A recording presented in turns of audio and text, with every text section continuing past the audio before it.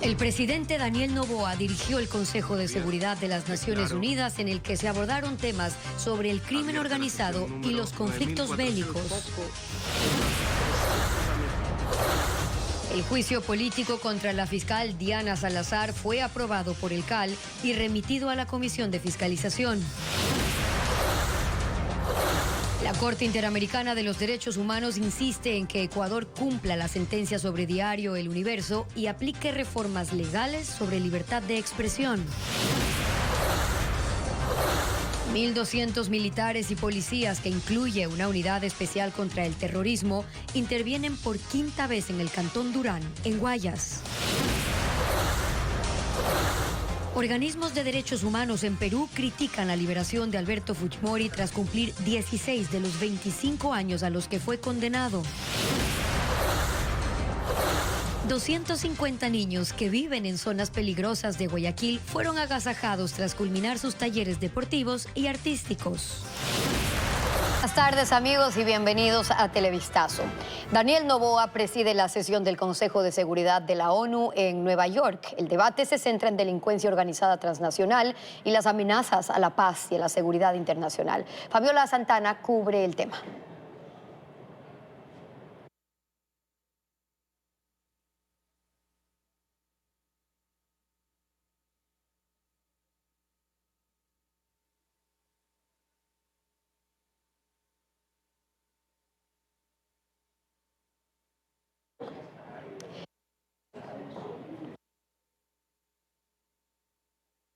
En breve venimos con ese tema. Mientras tanto, les contamos que los guardias de seguridad solo podrán actuar en delitos flagrantes como apoyo a la policía. Así lo establece la Ley de Vigilancia y Seguridad Privada, aprobada en la Asamblea. Adriana Bermeo nos trae ahora esos detalles. Los guardias de seguridad podrán actuar para detener actos delincuenciales cuando se trate de delitos flagrantes en su zona de responsabilidad. Así lo establece la Ley de Vigilancia y Seguridad Privada, aprobada esta semana en la Asamblea Nacional. Se entenderá como espacio de responsabilidad a las áreas de cada empresa, industria, establecimiento comercial, edificio o conjunto habitacional donde se contrató el servicio. Este es el único caso en el que el personal de seguridad podrá actuar sin la presencia de la Policía Nacional. Si hay un delito flagrante e ingresan a robar un domicilio donde hay seguridad privada, los guardias pueden actuar a controlar a quienes estén efectuando el delito y posteriormente notificar a la Policía Nacional para que actúe en el debido proceso. El documento establece que los guardias privados también deberán proceder de manera preventiva y alertar a la policía o al ECU 911 cuando sospechen del posible cometimiento de una infracción que ponga en peligro a los ciudadanos o sus bienes. En el Ecuador hay 100.000 personas que trabajan como guardias de seguridad. Alrededor de 65.000 están certificadas y registradas en el Ministerio del Interior, y son ellos los que podrán actuar en función de lo dispuesto en el proyecto de ley aprobado. En abril de este año, el expresidente Guillermo Lasso ya dio estas atribuciones a los guardias de seguridad mediante decreto ejecutivo. La categoría de ley permitirá reglamentar la normativa y no podrá ser derogada por el presidente de la República, solo modificada o eliminada en la Asamblea Nacional. Retomamos el tema de la sesión del Consejo de Seguridad de la ONU en Nueva York, que es presidida por el presidente Daniel Noboa, y un debate que se centra en temas de delincuencia y seguridad. Fabiola Santana ahora. El jefe de Estado, Daniel Noboa, preside la sesión del Consejo de Seguridad de las Naciones Unidas en su sede en Nueva York. Declaro abierta la sesión número 9497 del Consejo de Seguridad. En el orden del día provisional para esta sesión figura el siguiente tema: amenazas a la paz y la seguridad, delincuencia organizada transnacional, crecientes desafíos, nuevas amenazas. Después de 31 años, el país volvió a ocupar este organismo. No es usual que un jefe de Estado presida la sesión del Consejo de Seguridad. Generalmente lo hace el canciller de la República. Noboa explicó el porqué de la decisión. He querido venir personalmente a este consejo para reiterar el compromiso de mi gobierno con la búsqueda de la paz, que pasa por las amenazas que estamos sufriendo dentro de nuestras fronteras. Para mi gobierno y para mí personalmente existe una deuda pendiente, ya que dentro de las mismas elecciones tuvimos a un candidato presidencial que fue asesinado. Asimismo, en 2 caravanas tuvimos ataques armados y casi todos los días por los últimos 60 días hemos tenido amenazas de muerte, asimismo nuestros ministros y sus familias. Este organismo para el tratamiento de conflictos está integrado por 15 países, entre ellos Estados Unidos, Rusia, China, Francia, Reino Unido y Brasil. Y es una reunión de alto nivel donde también interviene el secretario general de las Naciones Unidas, Antonio Guterres. El Consejo de Seguridad ha reconocido desde hace tiempo el peligro que supone el crimen organizado para la paz y seguridad internacionales. Los grupos criminales no entienden de fronteras. Hay que dar a esto una respuesta global. Noboa es el encargado de leer el orden del día, dar la palabra a los que intervienen en la sesión y moderar el debate, pero también hizo una declaración en nombre del Ecuador. La delincuencia organizada transnacional ha causado más muertes que muchos de los conflictos mundiales de los últimos 20 años juntos. El Ecuador, que por mucho tiempo ha sido considerado como un país de paz, ha visto en los últimos años un incremento de la violencia sin precedentes.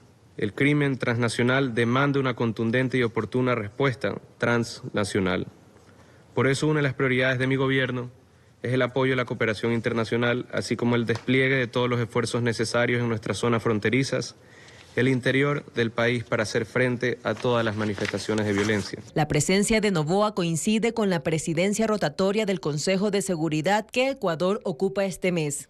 Se prevé que la sesión se extienda hasta la tarde. Antes, Noboa se reunió con Guterres y no se han hecho públicas otras actividades del mandatario, que tiene previsto viajar a Argentina este domingo para la posesión de su homólogo Javier Milei. Con esto, el presidente de la República, Daniel Noboa, realizó su primer viaje internacional a 2 semanas de asumir el poder. Hoy hubo plantones de pensionistas del Instituto de Seguridad Social de las Fuerzas Armadas para exigir el pago de noviembre. A Quito llegaron delegados de distintas ciudades y se concentraron en la Plaza de la Independencia. Paul Romero con ese informe. Aquí estamos en defensa de nuestras pensiones. Son militares en servicio pasivo que pertenecen al Instituto de Seguridad Social de las Fuerzas Armadas, ISFA. Se concentraron en la Plaza Grande, frente al Palacio de Carondelet, para exigir al gobierno que cancele el aporte estatal para el pago de sus pensiones.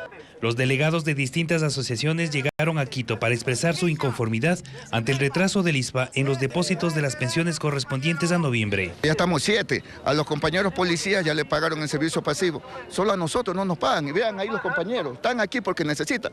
El Estado contribuye mensualmente con $43 millones para 46,000 militares retirados. Esto representa el 60% del monto total que requiere el ISFA para los pensionistas.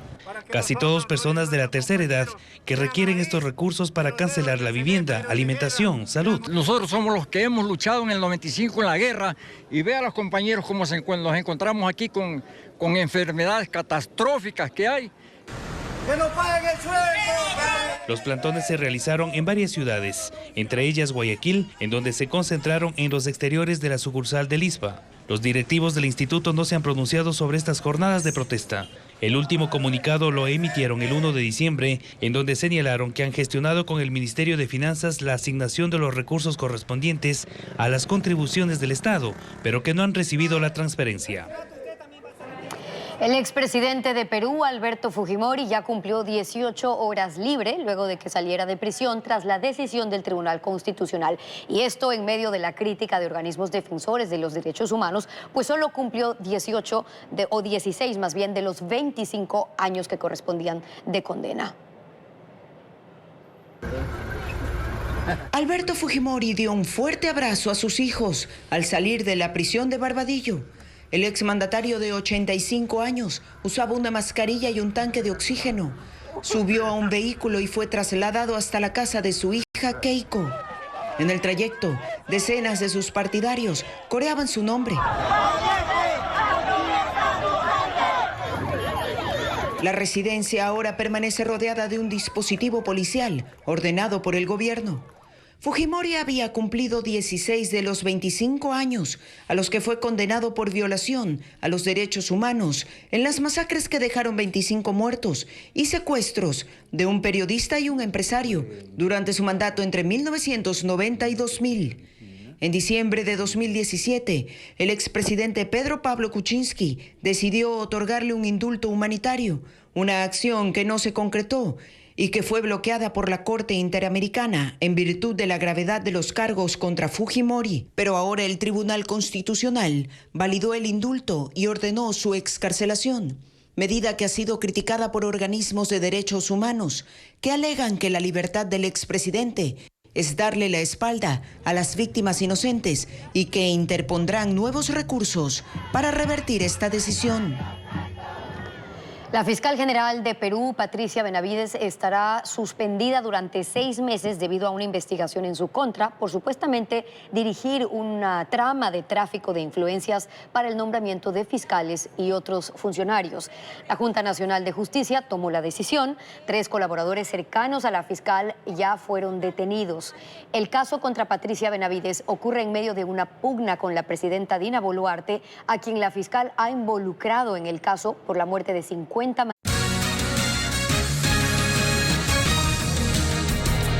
El Consejo de Administración Legislativa, CAL, calificó el juicio político contra la fiscal Diana Salazar y ahora pasa a la Comisión de Fiscalización para su trámite. Con este serían 8 juicios pendientes que tomarán varios meses en procesarse. Patricio Díaz tiene los detalles. Fue mediante un cambio del orden del día que en la sesión del CAL de este jueves se pudo tratar si el pedido de juicio político contra la fiscal Diana Salazar cumplía los requisitos. La proponente del correísmo, Gisela Garzón, completó la documentación y con el informe de técnica legislativa, el proceso fue calificado y va ahora a la Comisión de Fiscalización. Se ha verificado en la reunión del CAL que se ha subsanado la prueba y entonces entra a trámite como cualquier otro juicio y vuelvo y repito, en el orden al que ha sido presentado. El pedido tuvo 5 votos del correísmo, el Partido Social Cristiano y ADN. La representante de Construye, Alexandra Castillo, votó en contra. Esta bancada mantiene que este proceso abre el camino a la impunidad. Nosotros siempre nos hemos marcado y nosotros no vamos a estar de acuerdo a la impunidad. Después las otras bancadas tendrán que responder esa pregunta a ver si es que ellos están de acuerdo o no. Desde el Partido Social Cristiano aclaran que ellos votaron a favor porque es una obligación al cumplir los requisitos. Sin embargo, reiteran que no apoyarán el juicio. Nosotros no encontramos justificación para el juicio político a la fiscal Diana Salazar. Esto tiene que quedar en claro y nuevamente hay que explicarlo. El CAL revisa requisitos de forma, no de fondo. Y aunque el correísmo parecería no tener los respaldos en la Asamblea, pidieron a las otras bancadas debatir el proceso. Es más de una docena de motivaciones, 12 detalladas, pero por supuesto que en el transcurso del debate la opinión pública va a poder hablar de más. Alrededor de la inseguridad, por ejemplo, del abandono a los fiscales y el trabajo que están haciendo prácticamente solos, y eso va a poder ser parte seguramente del debate. Además, el CAL calificó los juicios políticos contra los exministros de Energía, Fernando Santos, y del Interior, Juan Zapata. Si a ellos se suman los 5 pendientes del anterior periodo, serían 8. Y para llegar a tratarse el de la fiscal, tomaría más de un año. Sí habrá cortes de electricidad este viernes y al menos hasta la próxima semana. Al final de la mañana de este jueves, las empresas de distribución eléctrica notificaron de los cortes. Mientras tanto, el SENACE toma las previsiones para suspender los apagones durante las fiestas. Francisco Garcés nos trae la información. Con menos de 24 horas de anticipación fueron notificados los horarios de cortes de electricidad para este viernes. El retraso se debió a que el Ministerio de Energía hace evaluaciones para definir si los apagones se mantendrán tal y como han sido los últimos 21 días. La notificación para que se realicen los cortes llegó a las 9 distribuidoras e incluye los requerimientos de apagones de este viernes y los que se deberá hacer entre el próximo lunes y jueves, dejando el fin de semana sin racionamientos.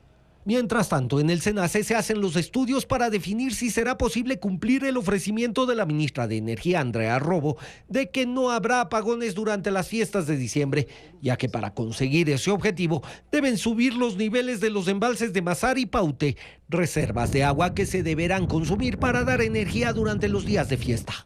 Existe una gran posibilidad de que podamos suspender los racionamientos en los periodos de fiesta. Sin embargo, este es un tema que todavía lo estamos analizando, lo estamos evaluando y le pondremos a conocimiento de la señora ministra en función de su disposición. Además, será clave la negociación que la próxima semana empezará la ministra Robo en Colombia para mejorar las condiciones en las que ese país nos vende electricidad.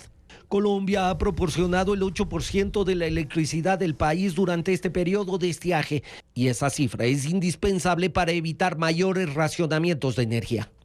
Estamos con racionamientos del orden del 4 o 5% por día, pero si no tenemos el aporte de Colombia, esto prácticamente podríamos llegar prácticamente a duplicar o un poco más, incrementar los niveles de racionamiento. Además, el SENACE emitió la primera alerta para el estiaje del próximo año. Si las previsiones se mantienen y aunque entren en operación las plantas de Toachi, Pilatón y El Aromo, habrá racionamientos de electricidad si no se instalan nuevos complejos de generación. La solución es incorporar de manera prioritaria y urgente generación que nos dé firmeza a la operación del sistema, en este caso son generación termoeléctrica.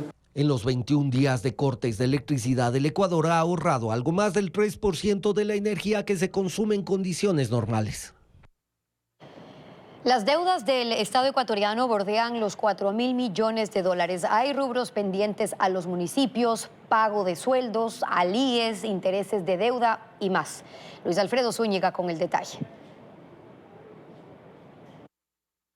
En 9 días el gobierno tiene el reto de pagar el 13º sueldo a los trabajadores del sector público. Pero hay dinero. Las deudas que se arrastran suman 2.967 millones de dólares y para intentar cubrirlos se ha enviado el proyecto económico urgente a la Asamblea. Además, se busca la ayuda de organismos multilaterales y del sector privado local. El secretario ejecutivo del Observatorio de la Política Fiscal, Jaime Carrera, señala que hay pagos pendientes a municipios, sueldos de la función pública e IES. Los salarios y bonificaciones a la función pública suman 279 millones. Deudas por bienes y servicios, 347 millones. Inversión en bienes y servicios, 55 millones. Por el 40% de pensiones para el Seguro Social, 1.039 millones. Al ISFA, 34 millones. ISPOL, 53 millones. A municipios adeudan 908 millones. Intereses por deuda externa e interna son 40 millones.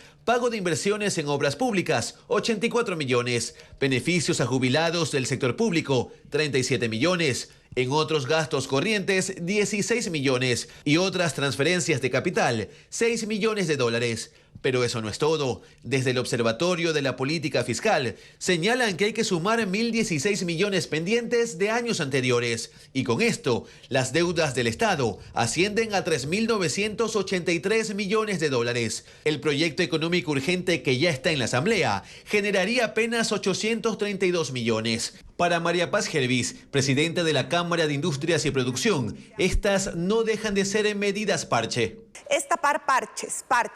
Y adicionalmente se piensa en los próximos 3 meses, en los próximos 12 meses. La pregunta es, ¿qué viene después? ¿Qué viene para 2025? Considerando que para el Ecuador el crédito es escaso y es muy caro. El sector privado señala que para obtener ingresos es necesario dirigir la mirada hacia los subsidios y los evasores de impuestos. Y por quinta ocasión, el Cantón Durán es intervenido por policías y militares. Una estrategia con la que el gobierno anterior ya intentó reducir la criminalidad.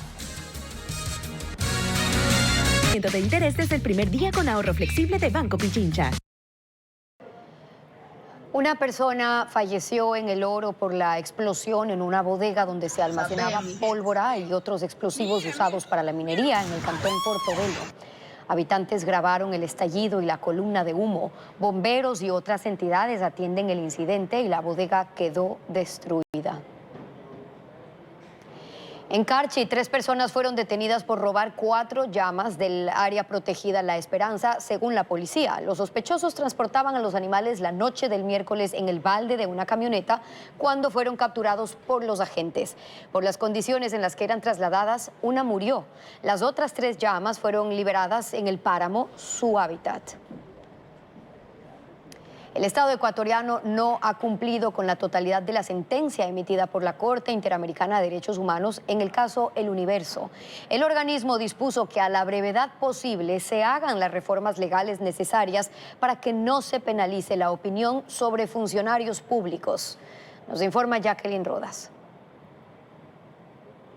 En noviembre de 2021, la Corte Interamericana de Derechos Humanos condenó a Ecuador por el caso El Universo y ordenó varias medidas de reparación que ya se han cumplido, excepto una. El Estado aún no reforma las leyes para evitar que se repitan denuncias penales de funcionarios públicos en contra de ciudadanos o medios de comunicación que los critiquen. El organismo acaba de emitir una resolución en la que dispone a Ecuador que a la brevedad posible adopte medidas legislativas que garanticen la libertad de expresión, eviten la judicialización de la opinión y que se busque vías alternas a la penal para la protección del honor de autoridades de gobierno o funcionarios públicos que se sientan afectados.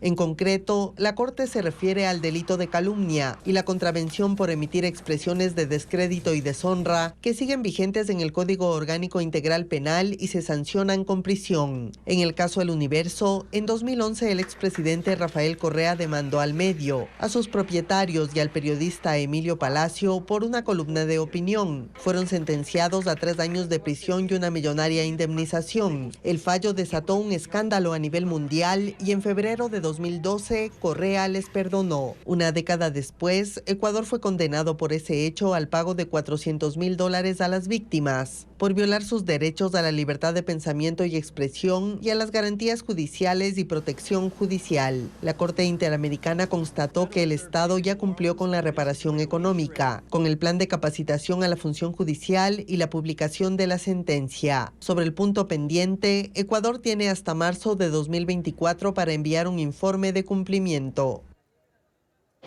El secretario general de Naciones Unidas presiona para un alto al fuego definitivo en la guerra entre Israel y Hamás. Ha invocado un artículo excepcional de la Carta Constitutiva de la ONU, señalando que el conflicto amenaza el mantenimiento de la paz en el mundo. La ONU advierte del colapso humanitario en Gaza ante la expansión de los ataques de Israel. El secretario general Antonio Guterres invocó el artículo 99 de la Carta Fundacional de Naciones Unidas, que le permite llamar la atención del Consejo de Seguridad sobre cualquier tema que, en su opinión, amenace la paz y seguridad en el mundo. Guterres ha dicho que la guerra de Israel contra Hamás puede extenderse al resto de la región e involucrar a otros países. En su escrito alude a los 16.200 fallecidos desde el inicio de los bombardeos. Es la primera vez desde que comenzó su mandato en 2017 que Antonio Guterres invoca este artículo en un afán por lograr un cese al fuego definitivo y entregar más ayuda a los civiles palestinos, pues la que esporádicamente llega a través del paso fronterizo de Rafah es insuficiente. Pero esta petición dio lugar a un nuevo enfrentamiento con el embajador israelí ante Naciones Unidas, Eli Cohen, quien aseguró que el pedido de Guterres llevaría a que se mantenga el reinado de terror de Hamás y se convertiría en un respaldo a los asesinatos y secuestros. Otra vez, 1.200 uniformados intervienen en el cantón Durán para intentar frenar la violencia y entre ellos hay miembros de la Unidad Especial contra el Terrorismo de las Fuerzas Armadas. Sin embargo, son los mismos operativos que se realizaron en el gobierno anterior. Diego Cuenca describe la situación. Es la quinta vez en este año que policías y militares intervienen en Durán. La imagen de uniformados en barrios donde se registra el 85% de las muertes violentas en Guayas se repite. Paran a los vehículos para inspeccionarlos y toman los datos de sus ocupantes para saber si uno de ellos tiene alguna orden de captura o antecedentes penales. Son las mismas acciones que se hicieron en el gobierno de Guillermo Lasso y no frenaron la violencia ni el tráfico de drogas. A pesar de que hay un nuevo presidente, desde ese miércoles se repitió la estrategia con la presencia de 1.200 agentes, entre ellos la Unidad Especial contra el Terrorismo de las Fuerzas Armadas. Esa vez ingresaron a viviendas que están abandonadas, usadas por consumidores y microtraficantes. A los jóvenes que estaban los requisaron.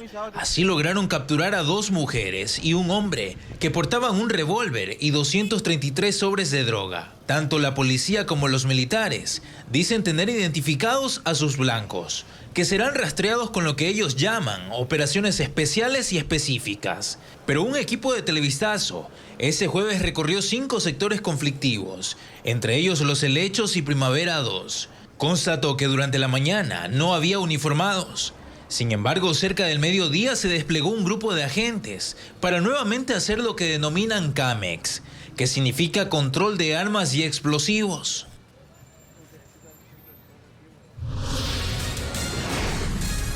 Con talleres, deporte y más, 250 niños de las zonas más peligrosas de Guayaquil se alejan de la violencia. En breve, más de estos programas.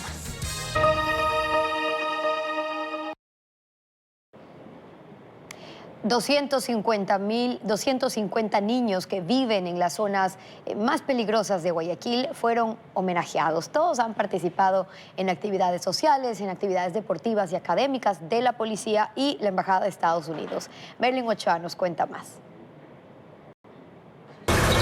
Al agasajo llegaron 250 niños con resguardo policial.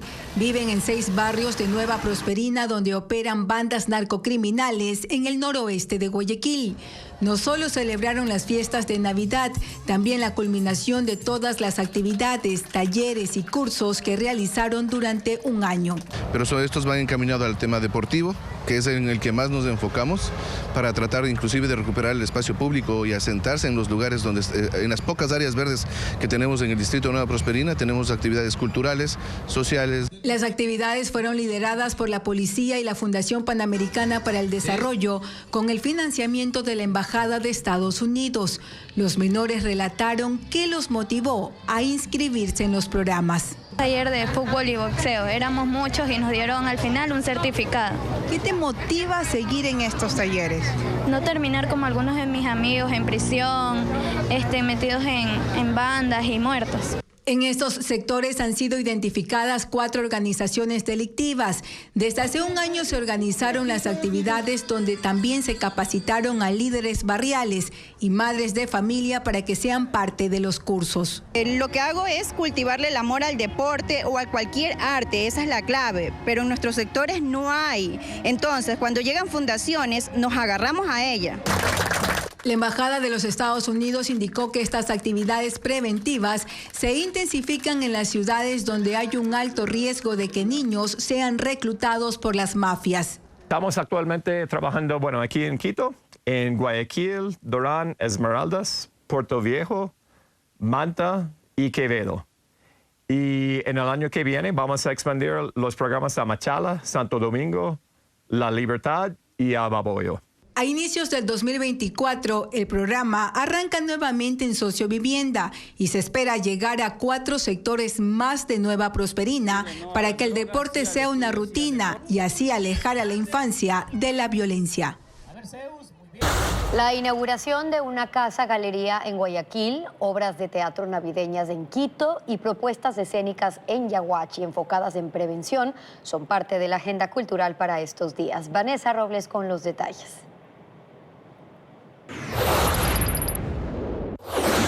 ...500 piezas entre pinturas, dibujos y esculturas se exhiben en la Casa Galería Urquizo Guevara en Urdesa Central, norte de Guayaquil.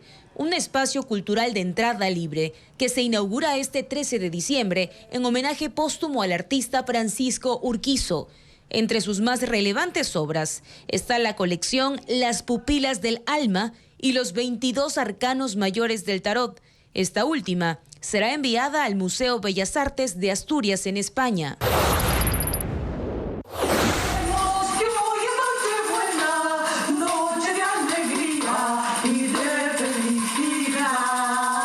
Las Marujas Navideñas es la propuesta del Patio de Comedias en Quito. Las damas del comité se reunirán para un agasajo, pero tienen problemas para completar el pesebre. En esa puesta en escena, Juana Guarderas y Elena Torres interactúan con el público por cerca de 1 hora. Las funciones serán a las 7 de la noche a partir de este fin de semana hasta fin de mes. Pilas con el niño es la obra teatral del grupo Ellos. Durante 45 minutos, la comedia relata la historia de un vecindario que se prepara para la llegada de este fenómeno natural. Al final, el personaje principal, el niño, aparece en forma de nube y con agua, destruyendo las zonas de quienes no lo tomaron en serio. Este viernes, la función será en Yaguachi y el lunes en Guayaquil. El Metro de Quito ya recaudó más de $500 000 en sus primeros 7 días de funcionamiento. Pero ¿cuál es el ingreso que se necesita para operar? Carla Delgado conversó con el gerente del Metro y nos amplía. Desde el 1 de diciembre, el Metro de Quito realizó 700.000 viajes. La demanda creció. Durante el primer día de operaciones hubo 93.000 viajes. Hoy se maneja un promedio de 130.000. Lo que implica un ingreso de $500 millones. Esperan mantener este flujo al menos durante el primer trimestre de funcionamiento, para en 9 meses llegar al número óptimo, 170.000 viajes mensuales, lo que implica un ingreso de $2 millones. Para que el Metro de Quito opere, necesita un ingreso tarifario mensual de $2,5 millones. El gerente general del Metro de Quito explica cómo se cubrirá el resto. Y ahí hablamos de publicidad, hablamos del canal que estará, hablamos de ingresos por tecnología en términos de conectividad, hablamos de ingresos por parqueaderos que se encuentren en lugares aledaños. Entonces hablamos de una serie de ingresos que complementarían.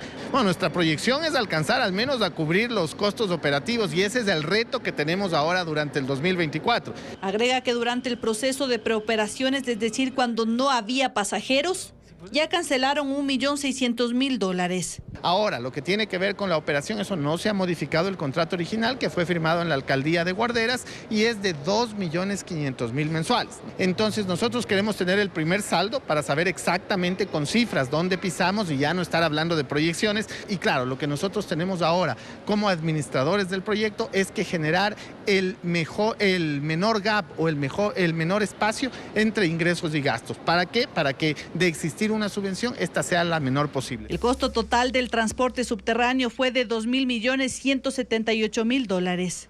El gobierno central aportó $750.000. El resto fue autogestión del Cabildo quiteño en sus diversas administraciones. La primera lluvia fuerte que cayó en Guayaquil durante la madrugada causó inconvenientes en el noroeste de la ciudad. Una calle de acceso al sector de Flor de Bastión, por donde a diario circulan decenas de tráilers, se inundó. En unos 200 metros el nivel del agua superó el metro, por lo que trabajadores de empresas en esa zona tuvieron que subirse a un muro y rejas para cruzar. Este percance también provocó que los pesados vehículos queden atrapados y otros conductores decidan quedarse a un costado del kilómetro 23 de la vía perimetral, provocando congestionamientos.